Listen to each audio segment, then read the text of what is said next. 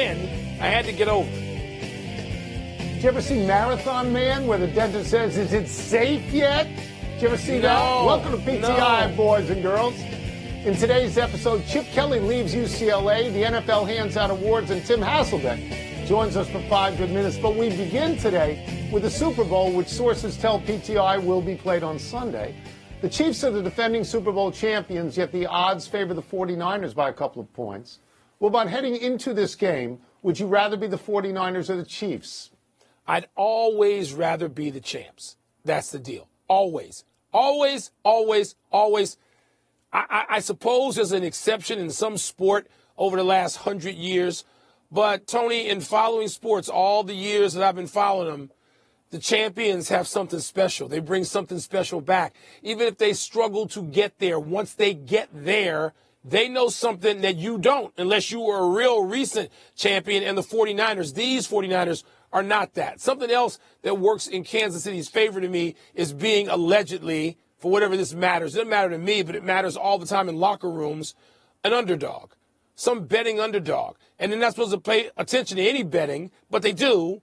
And so if you can call yourself an underdog and you are a champion and you bring all the good stuff with you, you bring what appears to be a reason to get angry and get yourself all fired up on game day because you're an underdog and everybody disrespects us and nobody thinks we have a chance and all that other stupidity that really does matter in professional sports, college sports too. Champs, though. I go with champs. Yeah, so I don't always get excited about the Super Bowl because I don't always think the two best teams are in it, and this year I do.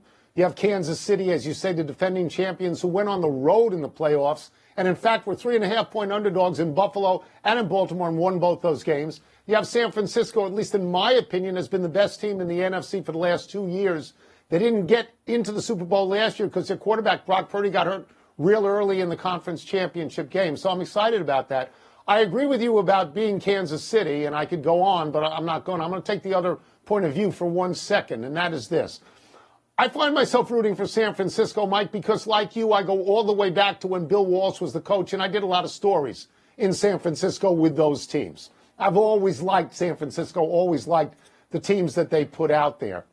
And in this case, they were terrific in the second halves of the game against the Packers and the game against the Lions. But, and there's always a but. But, Mike, I think the NFC is a lot easier than the AFC, and I was afraid they would lose both of those games, and they didn't dominate those games, and Kansas City did.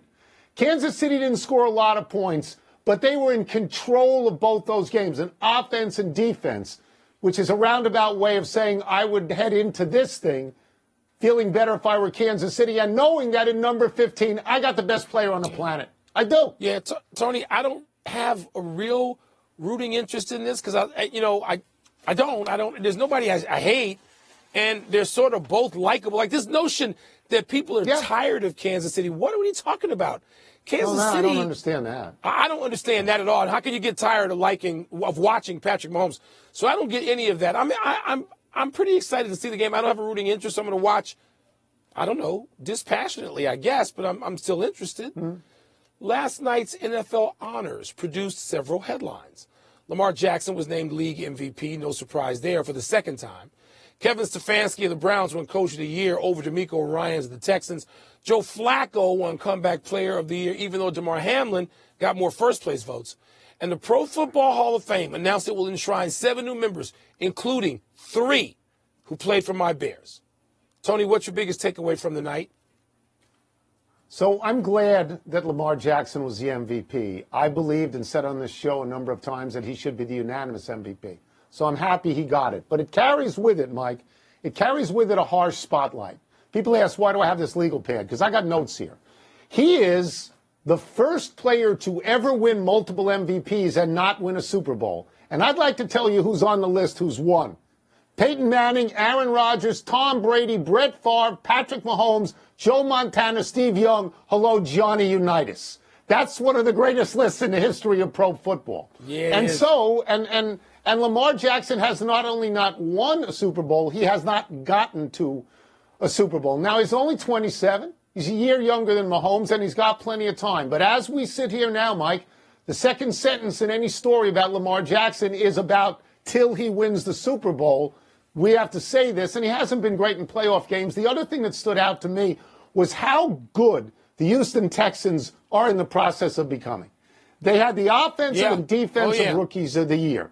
Their coach was second in coach of the year. They are so much better without Deshaun Watson. And I think you got to shout out a little bit to the GM, Nick Caserio, who came over from the Patriots, knows something about winning, because that team looks ready to go. Yeah, one thing I might put out about Lamar Jackson, I mean, Peyton Manning was what, like year 10 before he won, and people were saying, could Peyton Manning win the big one? And, you know, we luckily got rid of that. Peyton Manning did, and we got rid of that as a discussion point. I'm going to go to something that's selfish and interesting for me, and that is the three players who got in who played with the Bears. One of them, Julius Peppers, played like 4 seasons for the Bears. It was in one championship game, conference championship. We lost to the Packers in Chicago, so that sort of stings. But the others, Tony, Devin Hester, who was arguably the player of greatest impact on that team that went to the Super Bowl in 2006 before Peppers got there, and Steve McMichael, who joins teammates Singletary, Dent, Hampton. He joins them, Peyton and Covert, in the Hall of Fame now from what to me, and to some people, even not Chicagoans, is the greatest team in the history of pro football, the most dominant team. I care about that. And Steve McMichael, who I know personally, has been in bad health, failing health, for a long, long time. And so there is a measure, it's a very emotional issue in and around Chicago and Bears Nation about McMichael getting into the Hall of Fame. And so that's a big deal. Devin Hester, who I know you think this is the greatest return man. He's the best return guy. We thought it was Gale Sayers for a lot of years, the greatest return man of all time, with apology to Dion. And so to see them get in, Tony, is a big deal in a place where we haven't had a lot to celebrate about the Bears in, more than 10 years. It's almost 20. Hopefully some celebration. That's all fair. They needed someone after Bill O'Brien left for the head coaching job at Boston College. Well, does Kelly's decision make sense to you? And where does it leave UCLA? Tony, I don't want to say it makes no sense, but it certainly surprises the hell out of me. I mean, UCLA is not some joint, right? And so I know that people were jumping off of the sinking ships that have been the Pac-12 and the ACC. Yes, the ACC. There were coaches who were involved in conference championship chases in those two conferences who were actively at least listening to other job possibilities during the season. I know this. And so you look at it and you say, wait a minute, how could you leave that conference? Well, UCLA's already left the conference. It's in the Big Ten now. But, man, Tony, even though you seem to be a distressed asset at places in the conference, UCLA wouldn't seem to be one of them. And even though you got this long association with Ryan Day going back to New Hampshire, it's like, wow, you'd rather have a coordinator job than run your own ship. And maybe Chip Kelly thought UCLA is going to struggle so mightily in the next couple of years where his record is barely 500 that he would rather get more firm footing in Columbus. But I'm not going to say it makes no sense. It's a wow to me. I'm going to use a different word. I'm going to say it's weird. When I heard this, I said, that is really weird. Look, I understand why Bill O'Brien left, being offensive coordinator at Ohio State, to be head coach at Boston College. He's a native Bostonian. And I think if you're a head coach in a Power 5 conference, that's better than being an assistant, okay? In this, and also, by the way, if Michigan beats Ohio State one more time, Ryan Day's being swept out of there. But in this particular case, Chip Kelly's a head coach at UCLA. As you say, that's not some joint. That's UCLA. That's a very attractive job. So you can tell me he's pals with Ryan Day and they go back to New Hampshire and he was on the coaching staff when Ryan Day played. Okay, that's great. But to me, it's a step down, Mike. This is not like going to the NFL to be a coordinator, which Chip Kelly reportedly was interested in. This is the same conference. Going to be an assistant in the same conference. So, okay, he's afraid of being fired, but he wasn't fired yet. Don't you think he can turn it? I don't know, Mike. It's shaky to me, and it's weird. Let's take a break. Coming up, what should Brock Purdy be telling himself ahead of the Super Bowl? We're going to ask Tim Hasselbeck. We're also going to ask him why he would draft Drake May ahead of Caleb Williams. You know, if you become a coordinator in the NFL, that's different to me. In the same conference? What? Yeah. What do you do? Your life forever. Changes everything about your life, the way your career is viewed, what you'll do after football. And that's a big deal. The magnitude of that is a lot of pressure. And so I think the more that you can just make it about the football and continue to do what he's been doing, I think the better off he's going to end up playing.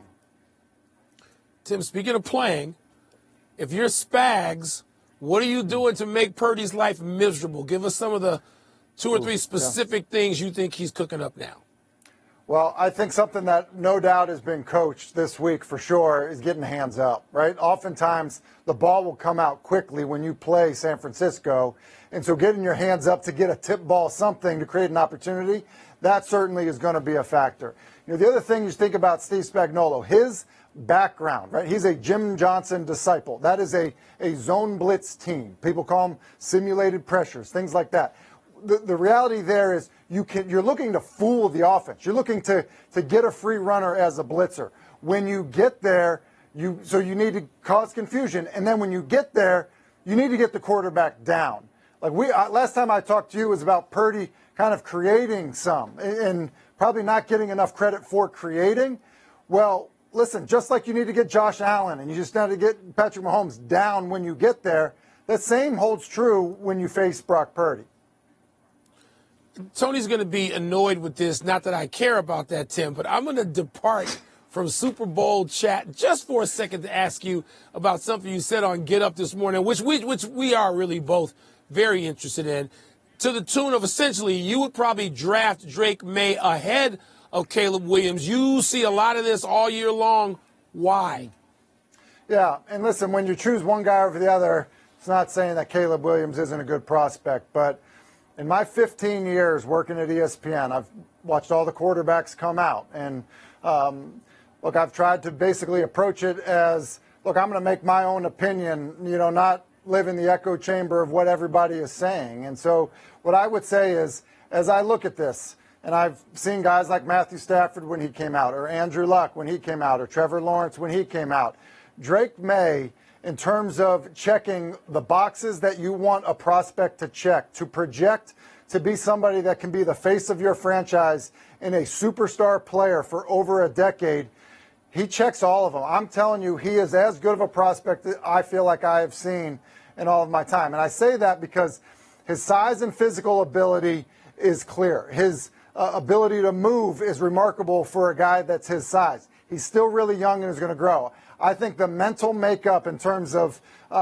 just intelligence and then also just kind of mental toughness, I think he's kind of been built in a way to actually be able to control the NFL game better than you're able to really control the college game from a quarterback perspective. So I think a lot's going to be able to be put on his plate. I think he's got a chance to be an absolute superstar. Tim, just to follow up real quick. Do you think there's going to be movement in this direction as we go on? There's so much time to evaluate. Do you think that people are going to see what you see? Yeah, look, the tape is going to be the tape. So guys have already seen the tape. Guys have already watched these guys play. And look, there are good and bad things, that show up in anybody's game film. I think when people visit with Drake May, I think they're going to be like, yep, that's it right there. That's a franchise quarterback. That is exactly what we're looking for. And listen, not to say that some people won't feel that way about Jaden Daniels or Caleb Williams or Bo Nix or whomever it may be. But I'm telling you right now, there's a lot of people that are saying, yes, that's exactly what we are looking for. This is great. We're going to clip this. We're going to save this tape. You can either be right or wrong 3 years down the road. We'll play it back to you. We'll get you out of here on this. Which way? We go back to the Super Bowl. Which way are you leaning in this game?